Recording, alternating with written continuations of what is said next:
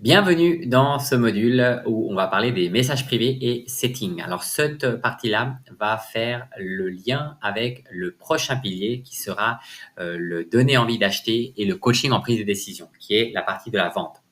Alors on a donc jusqu'à présent, vous avez travaillé votre mindset, vous êtes hyper clair sur qui vous accompagnez, vous avez une offre et vous savez sur quels réseaux sont vos clients, vous êtes à l'aise en écriture, en copywriting, en création de contenu. Et maintenant, ce qu'il faut aller faire, c'est connecter avec les gens qui sont sur les réseaux, sur LinkedIn, Facebook ou Instagram.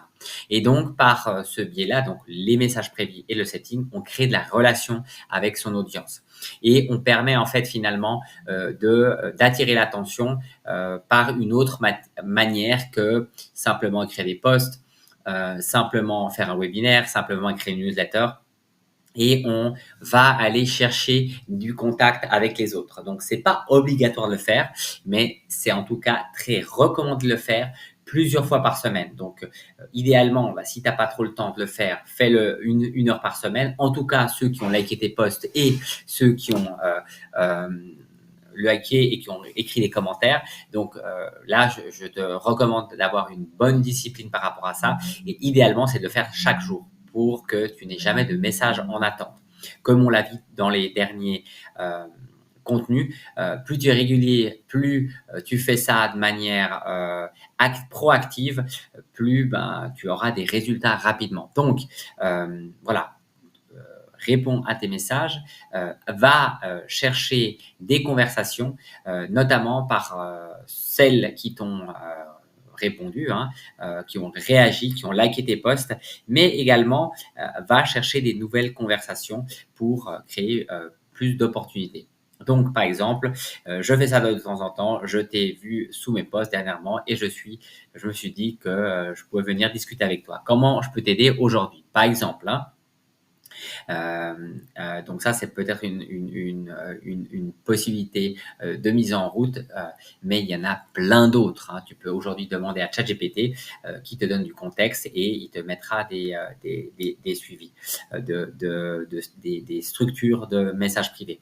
Alors, je t'en ai mis quelques-unes sous cette capsule et également dans un document. Mais voilà, sois créatif et aujourd'hui, il y a effectivement, tout dépend aussi de ton marché, de ton public cible, de ton prospect. Mais voilà, utilise aussi ChatGPT pour t'aider dans cette stratégie. Donc la stratégie, le but finalement du setting, c'est pas de vendre. On n'est pas du tout là pour vendre. On est là pour donner envie d'acheter et de comprendre les besoins de ton prospect, de le qualifier pour éviter de perdre de temps dans les appels, comme on le verra, et augmenter la motivation à prendre un appel. Donc ça, c'est vraiment le but de cette étape-là. Et l'important d'une conversation, c'est de connaître les besoins de ta cible, voir les mots qu'ils utilisent, faire en sorte que le prospect soit chaud avant l'appel et qu'il est limite prêt à investir et de ne pas perdre de temps à être 1 heure au téléphone avec des prospects non qualifiés. Imagine que tu partages ton lien à n'importe qui, donc tu vas avoir à chaque fois 30 minutes de temps perdu. Donc vraiment, ici, c'est un sorte de filtre qu'on est en train de mettre en place, que tu es en train de mettre en place pour avoir une meilleure performance dans tes appels et une meilleure efficacité dans la gestion de ton temps. Donc, parce qu'il n'y a pas de conversation haut de gamme il n'y a pas de conversion, sans conversation. Surtout pour les prix qui sont au-dessus de 1000 euros. Donc là, vraiment, l'importance, c'est d'aller chercher ces conversations et de lever déjà des objections, susciter l'intérêt, amener de la motivation pour que les gens se contactent et viennent au webinaire et, par exemple, aussi prennent des rendez-vous. Donc, tu peux attendre quelques jours ou maximum une semaine et lui écrire. Là, vraiment, voilà, c'est hello, je ne voulais pas t'importuner avec mon message. J'aime bien engager la conversation avec les personnes qui réagissent à mes publications afin de faire connaissance. Mais si cela te dérange, n'hésite pas à me le dire. Voilà, belle journée. Donc ça, c'est une possibilité. Tu peux aussi aller dans ta liste d'abonnés et ensuite envoyer un message à ceux qui sont là depuis plus de 15 jours. Hello, on est amis depuis plus de 15 jours et je me suis dit que j'allais venir me présenter, dire bonjour, voir si on est dans la même thématique voir comment je peux t'aider. Sache que oui, j'utilise Facebook de façon professionnelle. Oui, je suis une entreprise et j'ai effectivement des choses à vendre. Mais je ne suis pas là, pas du tout là pour te vendre quelque chose à toi en particulier. Je suis juste là pour créer des connexions, créer des rencontres et discuter avec des gens qui sont dans mon audience. Voilà. Donc, on est clair, euh, on est transparent, on est dans une discussion naturelle et ben voilà, parfois ben, ça marchera, parfois ça marchera pas. Donc dites-vous que le taux de réponse à vos messages est très faible. Hein. Sur 100 messages, s'il y en a 10-15% qui répondent, c'est déjà top. Donc, prends le temps chaque semaine d'envoyer justement ces 100 messages. Ce n'est pas la prospection car tu ne vas pas vendre, mais tu crées des conversations. Donc, on crée des potentiels clients, mais on n'est pas là dans un mode de vente. Donc, il te sera ainsi plus facile lorsque tu te lanceras ton offre de contacter ces personnes pour leur dire hey, salut, je sais pas si tu as vu, je suis en train de lancer X, Y, Z. D'après nos dernières discussions, je me suis dit que ça pouvait t'intéresser. Et si c'est pas le cas, c'est complètement OK, mais je voulais quand même te le montrer. Tu me dis si tu veux qu'on en parle ou si tu veux pas, c'est OK pour moi. Les deux sont OK. Donc voilà, là, on crée de nouveau une conversation et on sort pas de nulle part en fait, puisqu'on aura déjà eu une discussion. Donc les passages à retrouver pour toute nouvelle discussion, bah, c'est créer l'émotion, hein, briser la glace, trouver une astuce. Quelque chose par rapport à son profil qui peut créer le lien et engager la direction.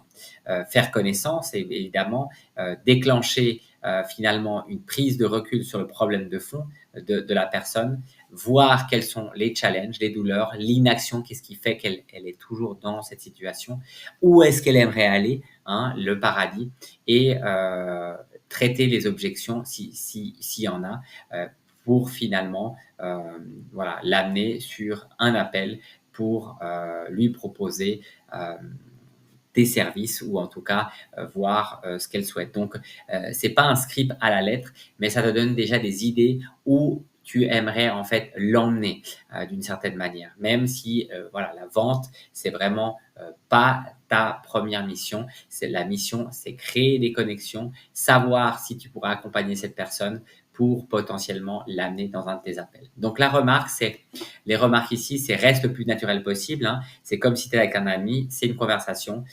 Tu es en train de discuter avec ton meilleur ami assis au bar. Voilà. La question qui peut t'aider pour savoir si ton message est OK, c'est est-ce que j'enverrai ce message tel quel à ma mère, mon meilleur ami. Si la réponse est non, alors change.